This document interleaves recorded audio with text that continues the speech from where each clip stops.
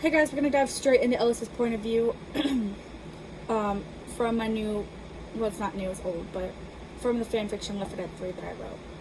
When we climbed out of the car, only one guy called us. When we climbed out of the car and the one guy called us vampires, some girl came over and called out to us. Man, oh man, she was gorgeous. She began to talk and I looked away. I was sure my face was red and I didn't want her to see that. She asked what brought us there, and I told her we were trying to get to New Orleans, and I asked if she could lower the bridge. She couldn't, unfortunately, but she told us how we could make it possible, giving us directions to get some gas for a generator and telling us they would meet up with us once we came back around. We set off in the river to find some gas. I hope that's not too loud. Like, it's not where I'm at, but, like, I'm here, but I don't know if the mic's going to pick up on that noise. It might not, but... Alright, Rochelle says, looking around at us. Let's split up. I think that'll help cover more ground and we will be more efficient. Ellis, you and Coach. Nick, you, me, and Josh. The two men shared a glance before following her down the road. Coach and I go into a house and Coach makes a beeline for the garage. I go through the kitchen, pulling open cabinets. I find a can of SpaghettiOs. Hell yeah, I say to myself, turning the can over in my hands. This would make for a nice snack later. I take the can into my pocket and go to the garage where Coach was siphoning gas out of the car there. Hopefully this will be enough added to whatever those fools come up with. I sit next to him, watching as he works. I used to watch my dad work on cars, and this brought back so many memories. What's going on between them three? I ask. They're on love. Nick likes Ro, Josh likes Ro. I don't know who she likes. She hasn't exactly expressed any interest in either of them, but she does seem to stay close to Nick. What do you think? About what? Coach asks. Excuse me. Sorry, kitty.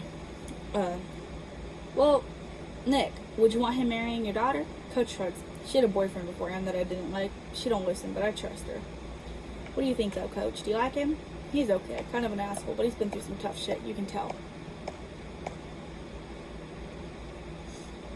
I nod. He was right. Nick lets it slip from time to time when he has his tough guy persona on. I feel bad for him. What about Josh? I ask. Coach looks up at me and then says, Kid, your brother's too young for my daughter. Her brother's older than him. I nod. I think so, too. I love my brother and all, but I'm rooting for Nick and Michelle. I think they'd be good together. Unstoppable, even. Coach smiles. You're a good kid, Ellis. I smile, too, when we take our canister over to the generator. The other three were gathered around talking to each other. Rochelle smiles when she spots us, and Nick does, too. He's like an older brother to me, but he seems to hate me. That was funny. Coach dumps the gas into the generator, but it needs more. Do we still have the gas for the ball? I shake my head. Nope.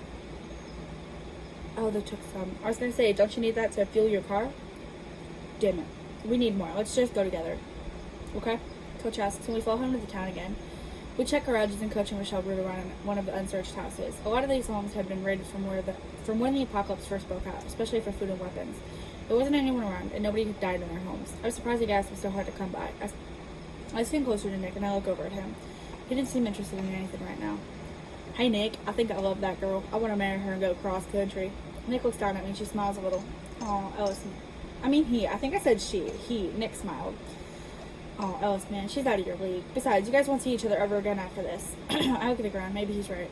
I don't know. She seems to feel the same way. Don't get your hopes up, kid. I nodded, but my hopes were sky high. Rochelle came inside carrying a canister, and Nick took it from her. I got this. Don't worry about it. He smiled, and Rochelle smiled too. Thanks, Nick. We wait for Coach. Nick nudges me. Hey, Ellis, that biker guy probably stole Jimmy's car. He's probably driving away right now. Oh, hell no, man. Folks, we got a new mission. We got to kill that biker guy. Ellis, Rochelle looks between the two of us. Don't. No, Nick, stop. We head back to the generator, filling it up all the way, and the light comes on. It wasn't necessarily dark. It was just kind of gloomy outside. Coach caught up to the bridge, and the biker guy appeared. The car was still there, so I guess he could live. Oh, shit, we'll be down in a sec. Let me grab him. He disappears, and a few moments later, a door opens. The trio stepping outside onto the road. They waved, and I waved too.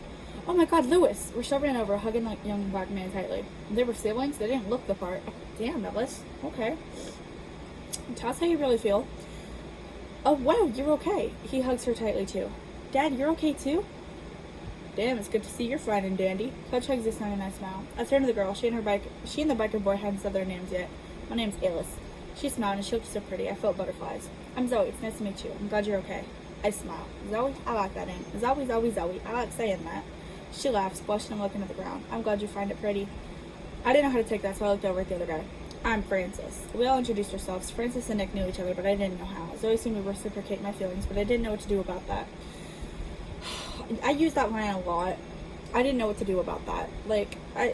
Not even necessarily in this book. It's not repetition, per se, but it's one of my comfort phrases. I feel like I still say, I didn't know what to do about that.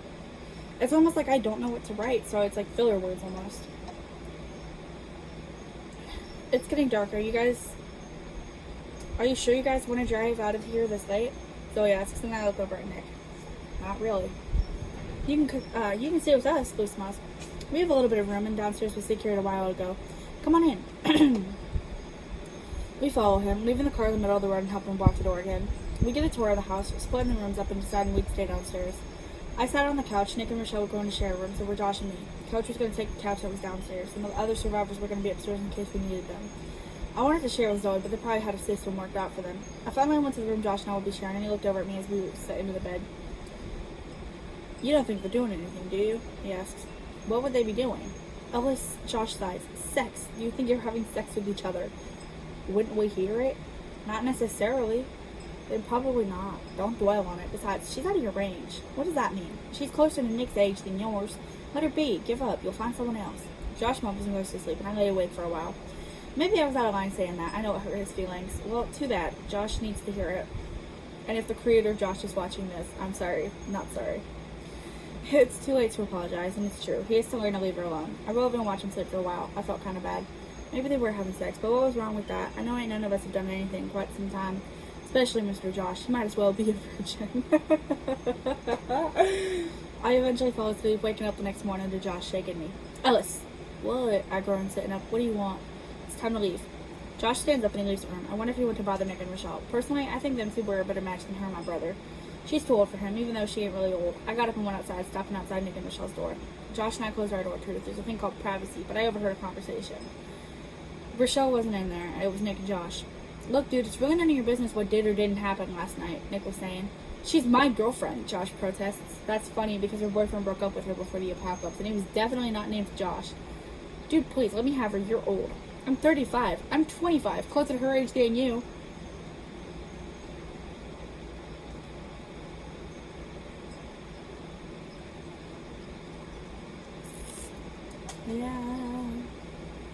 Yeah, he's got a point there. But also, I don't know, there's just kind of like something wrong with a girl being older by more than like a year.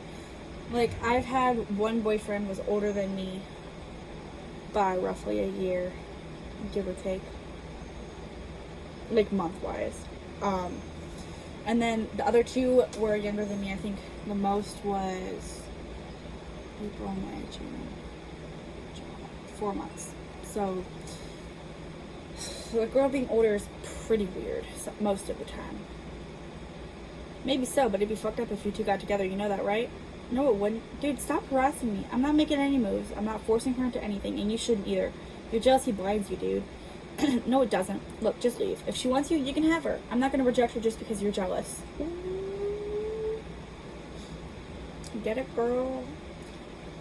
Fine. Josh storms out of the room, slamming the door behind him. Thankfully, he didn't see me standing there, but Nick did. Oh, shit. I'm sorry, kid.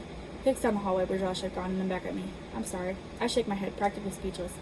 Nah, you're good, Nick. Truth be told, I think you and Rochelle would be better than Josh and Rochelle.